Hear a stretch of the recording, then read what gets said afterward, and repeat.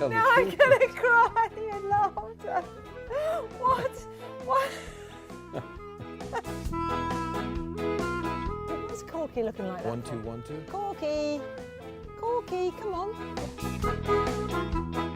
And we're going to teach them lots of things. And look at that Corky trying to eat the camera now.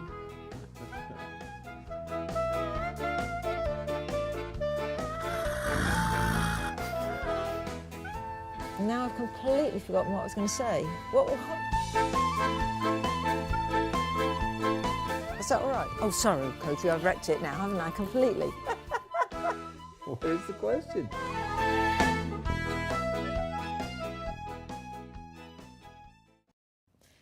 Hi, and this is a year gone by for Intelligent Horsemanship members, and here we are in Lambourne at headquarters, and I'm here with Monty, and we're going to talk about the year gone by and how we can make next year even better. So what's been your best experiences of this year, Monty? Oh my. You know, it's so exciting. Last year, it seems like in one way 10 years ago, and then it seems a couple of months ago that we sat down and did this.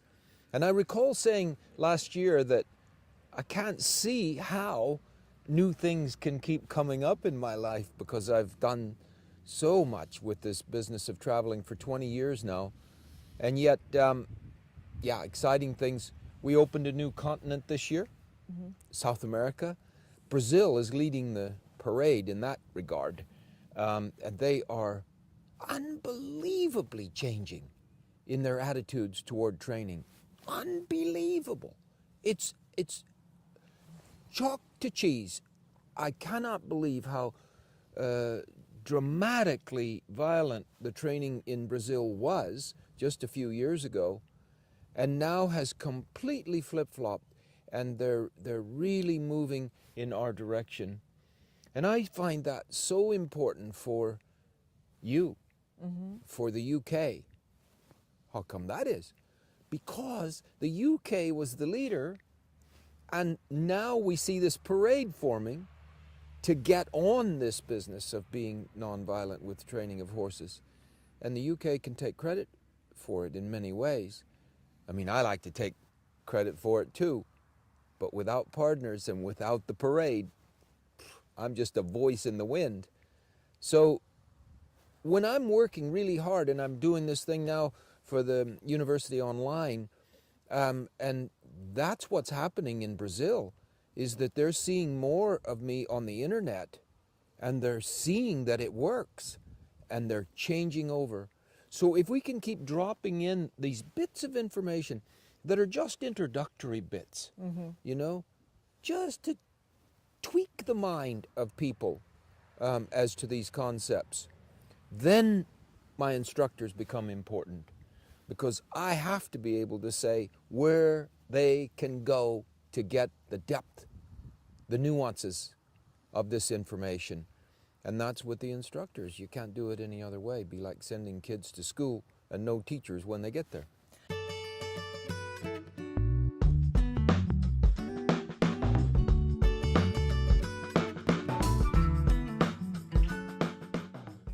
Our greatest endorsers come from the perpetrators of the greatest amount of violence in former times. So you get the cowboys of the western part of the United States coming forward to bring these new things to people, because, I mean, my father, one generation away, was the most violent man with horses you could ever imagine. So don't tell me that that pendulum doesn't swing pretty fast back. And then we have polo. Then we have Brazil coming online now. Argentina coming online, wanting more information about it. And here sits the UK, just leading the parade. That's all you can say about it. Her Majesty said in 1989, this is the way to go. And quietly, it has moved the world forward. And the world is changing dramatically. Talking of Her Majesty, we just had a very lovely time at Sandringham working with Her Majesty's horses. Would you believe, I mean, would you believe that this cowboy from California gets another call from Her Majesty to say that she would like me to start all of her thoroughbred babies for racing outside of the traditional way of starting them. They would like me to come to Sandringham, and Kelly came along, and it was a magical 2+ days of working with those babies. And we did 8 or 9 babies in the 2+ days, working each one of them each of the days. And I would say 7 of them or so were absolutely exemplary. And do you know what'll be the best one in the end? The challenge one. He wasn't he magical? Well, he was my favourite. Yeah. Am I allowed to say his name? No. Okay. And okay, I won't say his name. He was my favourite, and I'll be looking out for him. I'm rather hoping he won't make it as a racehorse, because I'll have him back here. It was pretty wild, wasn't it? I mean, Yeah. we went along with these babies just going click, click, click, just like they read the book. Yeah, Right? yeah. And then we came to this one, and he said, I'm having none of this. I'm not allowing you to put the saddle on, that's for sure. And I don't even like this idea of the halter, the head collar on me. I don't like stopping instead of running over you. I don't like any of this. And when I put the long lines on him, he attacked the long lines. He did. He was the nearest to a Mustang I've ever seen in a racehorse. He attacked them as if it was a lion there, you know, this way. Mark my word, he'll be the best one, because gradually and incrementally, we could just raise the bar a little bit at a time, and we ended up, he was the best one on the long lines when we finished. Day, yeah. But he still didn't want a rider on his back. He didn't want anything high over him. And that's okay, we're going back, and he'll be fine.